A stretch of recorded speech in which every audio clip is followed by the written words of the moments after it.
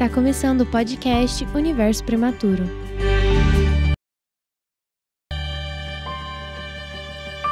Olá a todos, olá a todas, sejam bem-vindos a mais uma conversa com o Universo Prematuro.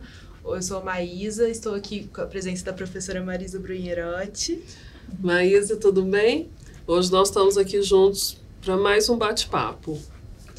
Muito bem. E nós estamos aqui também com uma presença muito grandiosa para nós, que é a doutora Rita Fontes. Seja bem-vinda à nossa conversa. Obrigada mesmo, gente.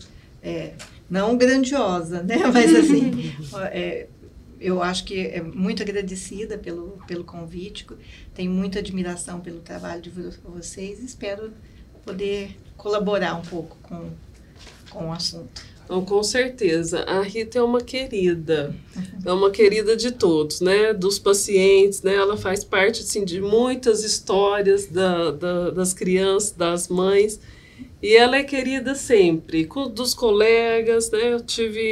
Eu falo que eu tive um presente de ter convivido profissionalmente com a Rita, e é assim, não tem como falar. Então, o Universo Prematuro hoje fica muito feliz. Eu acho que é um presente que nós vamos oferecer para esse ouvinte. Eu quero dizer a mesma coisa de você, Marisa. Tudo que você disse aí, eu volto para você. Você é muito querida para a gente, né? Trabalhamos juntas e a gente teve uma experiência, assim, muito rica juntas. E eu agradeço muito essa nossa convivência, muito. Essa relação de eu estar ainda na relação da prematuridade hoje no Universo Prematuro, você também tem grande parte aí dessa história, dessa caminhada. Fico feliz, porque é um trabalho, esse trabalho que vocês desenvolvem é um trabalho muito, muito rico, muito importante, né? Então, fico feliz de poder ter contribuído um pouquinho para isso.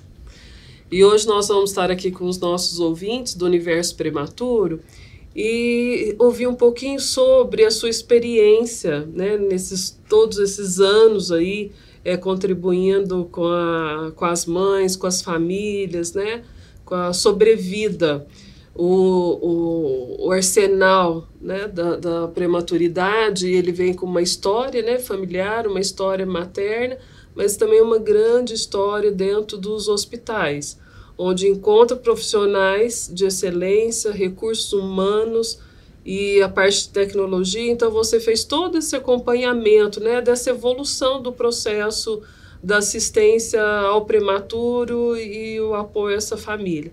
Conta então um pouquinho para nós sobre essa relação intra-hospitalar. O prematuro sempre me encantou, né? Sempre me encantou. Há 34 anos atrás, fiz parte de uma equipe que montou a primeira UTI daqui de Franca, né? Da Santa Casa de Franca.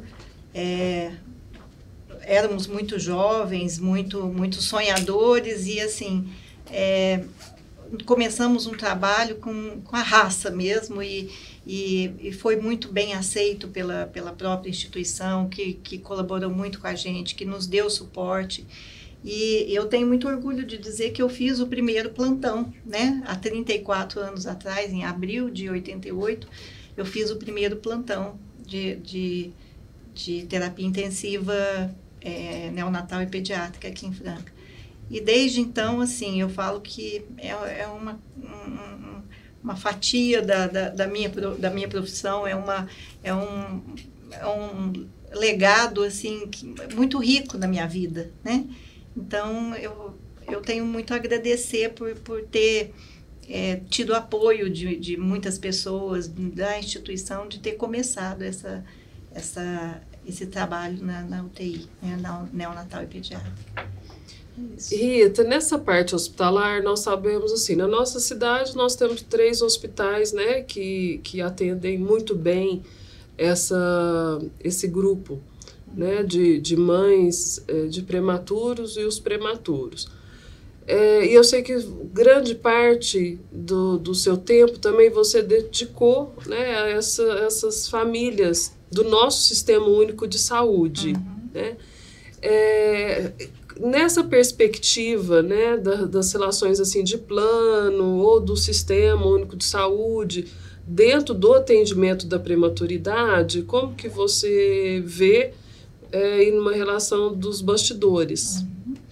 Olha, eu fico, assim, extremamente também agradecida ao nosso Sistema Único de Saúde em relação ao apoio ao tratamento da criança de risco, do prematuro e da criança de risco.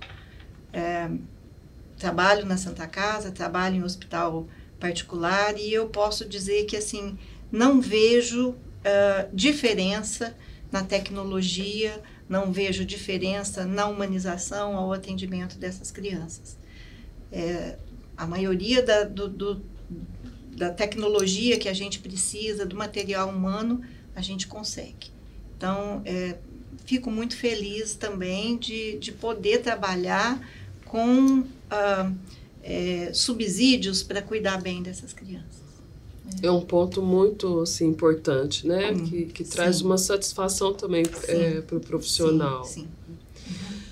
No período, nós sabemos que as crianças, principalmente as prematuras extremos, né, elas permanecem um tempo muito longo no hospital.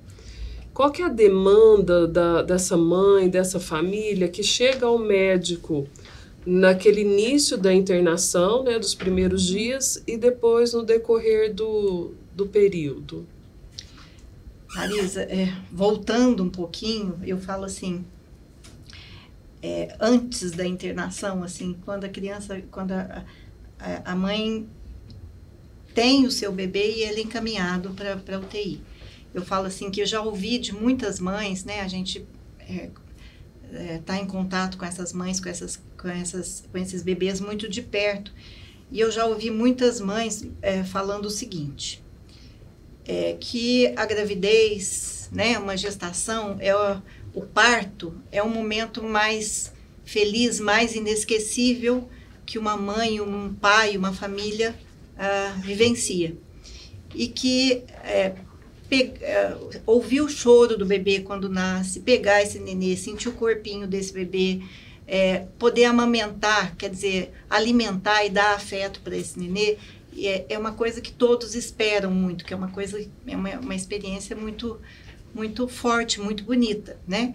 E a mãe do prematuro, as mães dos prematuros, eu vou falar mãe, mas entendam pai também, viu, gente? Que a gente não quer deixar o pai de fora. É que a mãe é aquele contato mais de perto nesse momento.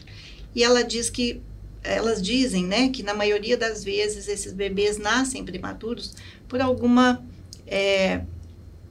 patologia materna ou mesmo do feto, né?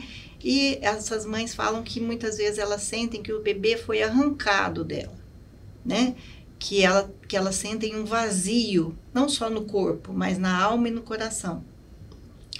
E que quando o bebê nasce, que elas não podem tocar o bebê, não ouvem o choro do bebê e esse bebê já vai para a UTI, que é uma sensação de desespero, de vazio, de dor muito grande. E a partir do momento que elas fazem a primeira visita ao bebê, né, que elas chegam lá sozinhas, com algumas horas pós-parto, e que fazem a primeira visita ao bebê, a recepção, o acolhimento é muito importante, que isso marca também a vida delas sempre. Que esse acolhimento chegar e ter uma pessoa, ou a enfermeira, o técnico de enfermagem, o fisioterapeuta, o médico, que chega e que chama essa mãe pelo nome, leva até o bebê, explica o que está sendo feito, o que são aqueles montes de fios de monitores, né, para que servem aquilo, qual que é a perspectiva daquele bebê naquele momento, se está bem, olha, se está grave, mas nós estamos fazendo de tudo. Isso daí marca demais a família, né? Eu falo a mãe, mas a família toda. Então, o acolhimento para essa mãe é muito importante nesse momento, né? Se ela chega e não tem esse acolhimento, o chão sai dos seus pés, né? E, além disso, com o passar do tempo, o ambiente da UTI, se é acolhedor, se não é barulhento, se tem, às vezes, uma música suave, que nem sempre é possível, porque às vezes são muitas crianças, né? Alguma criança não está bem, uma correria danada. Mas se a mãe consegue, é orientada a tocar o bebê, a fazer o colo a colo, né? O corpo a corpo, o bebê, o método canguru, pele a pele, e se ela consegue dar o primeiro banho do bebê, se ela consegue estimular a amamentação dessa criança, sendo levada ao banco de leite, tirando o leite, porque a maioria das crianças não pode sugar, né? Não tem ainda coordenação, sucção, deglutição, naquele respiração momento, naquele momento. Então, assim, mas se ela consegue colocar a seringa com o leitinho para passar na sonda, tudo isso é uma forma de acolhimento, né? Então, a maneira como o ambiente acolhe essa mãe é muito importante para o resto da vida. Porque ali, eu falo, ela chegou com uma dor imensa, que todo mundo sabe que, mesmo quem não sentiu essa dor, sabe o tanto que ela é intensa, imensa, né? Então, esse acolhimento é muito importante para a mãe assim, se sentir segura, se sentir tranquila em ir para casa e deixar esse bebê lá, porque às vezes eles ficam meses e meses lá, né? Então, é isso, o acolhimento é muito importante, muito. E aí, na hora que chega a alta hospitalar, eu acho que todos esses pontos, esses elementos que você levantou, é muito importante para ela também receber a alta, né, hospitalar. A forma que ela recebe essa alta hospitalar. Porque nesse momento ela vai para casa, né? E a equipe fica. E eu sei também que você recebe essas crianças no ambulatório de alto risco. E a sua história também, ela inicia com a abertura do alto risco, né? Eu acho que você está deixando... está deixando um legado, assim, imensurável, né? De importância social, né? E todo começo é difícil, e, né? Conforme vai a caminhada, vai ampliando, né? Essa recepção. E aí, quando você dá alta para essa criança, né, a mãe e os familiares recebem essa alta, e vocês também caminham, né, para o segmento do alto risco. Como que você percebe essa mãe frente a essa missão agora dela cuidar do bebê em casa? Então, normalmente, se eu começar assim, essa mãe está doida para esse bebê ir para casa, ela está ansiosa, essa família está ansiosa para esse bebê ir para casa. Nós só damos alta quando essa criança está bem, né? Da parte de controle térmico, da parte de controle respiratório, se ela consegue sugar bem, ou algumas das vezes vão até com sonda para casa, mas se a mãe tem bastante domínio para passar a dieta através da sonda. Então, essa criança recebe alta com a mãe se sentindo bem preparada.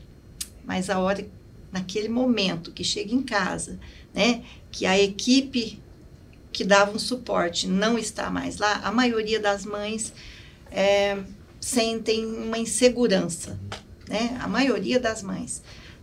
Um medo, né, de não fazer a coisa certa, de não fazer de maneira adequada. Eu acho que o ambulatório de crianças de alto risco, né, o ACAR, ele foi idealizado pensando nesse suporte. Não só o suporte da doença, né, porque esses bebês são muito frágeis, eu costumo dizer que são cristalzinhos, né? Então, são bebês que não têm imunidade ainda, que podem ficar mais doentes, né? Que têm...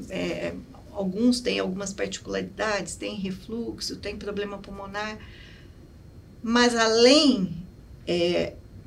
para além de dar o suporte da doença, o ambulatório de alto risco foi idealizado para dar aquele suporte, ser o porto seguro dessa mãe, dessas famílias, para que elas possam contar com a gente sempre que elas tiverem dúvida, porque para a gente, às vezes, a dúvida é pequena, mas para elas, para essas famílias, a dúvida é imensa, né? Então, eu acho que a gente consegue, a equipe do ambulatório de alto risco, acho que consegue dar esse apoio para as mães. Então, esse período de insegurança, de medo, de incerteza, ele é pequeno, né? Conforme vai passando o tempo, elas vão sendo, se tornando mais capazes, né? E eu acho que esse período acaba sendo cada vez menor, né?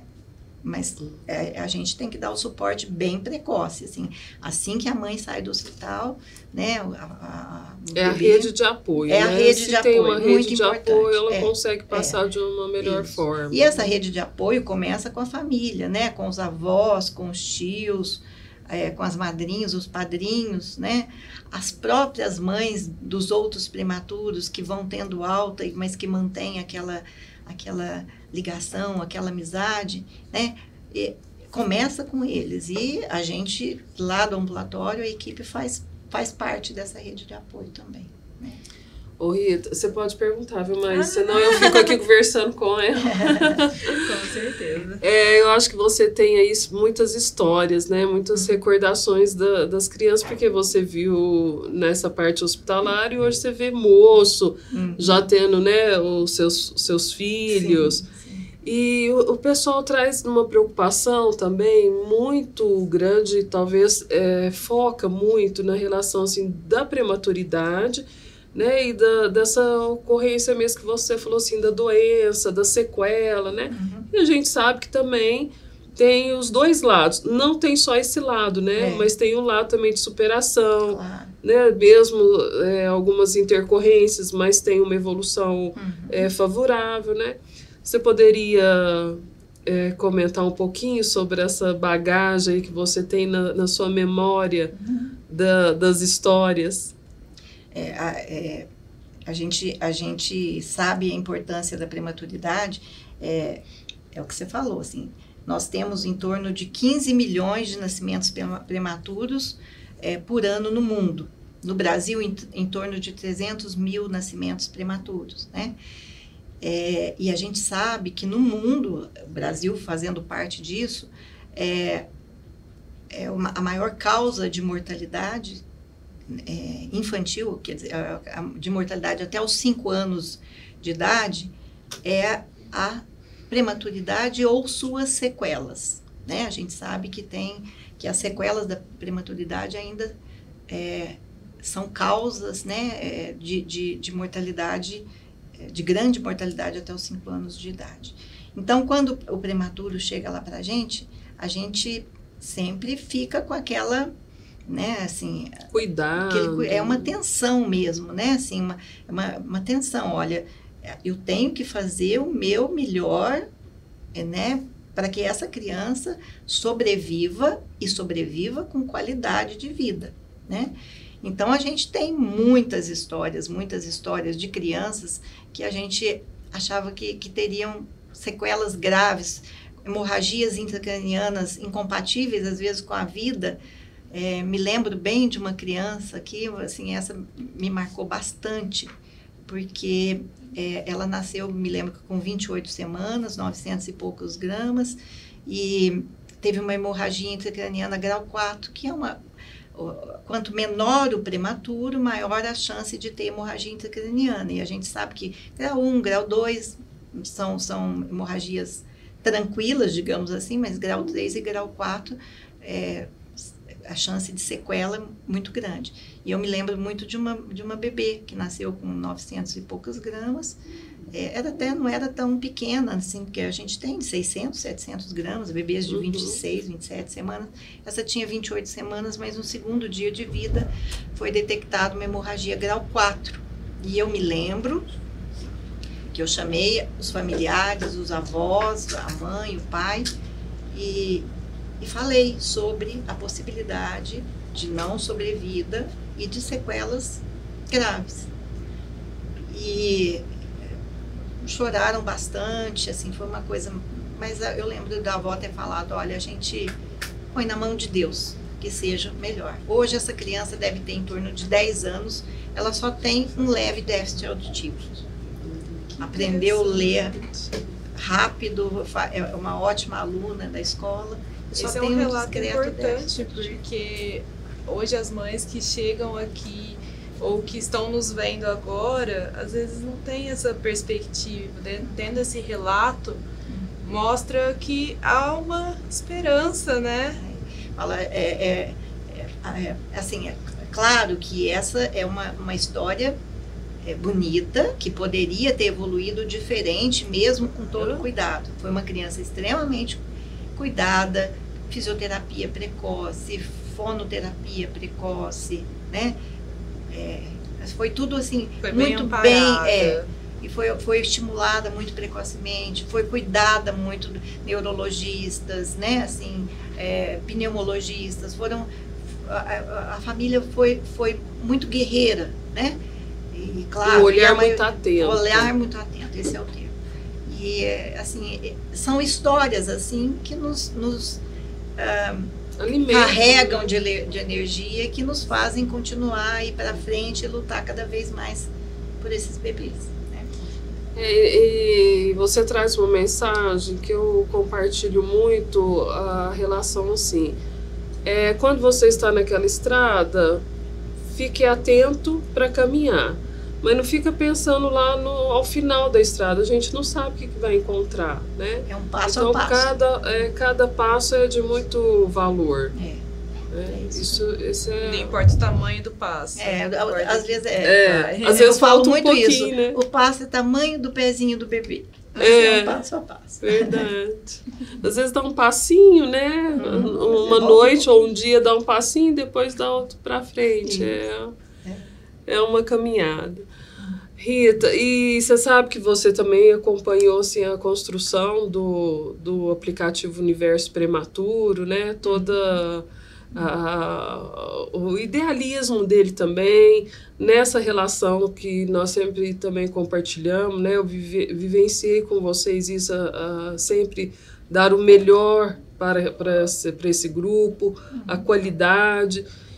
O que você acha, então, desse aplicativo no momento da alta hospitalar? Nossa, Marisa, é uma ferramenta extremamente valiosa, muito valiosa, né? Não sei como não pensaram nisso antes, muito antes, né? Porque esse acompanhamento longitudinal, eu acho, assim, essencial para essa população, acho essencial.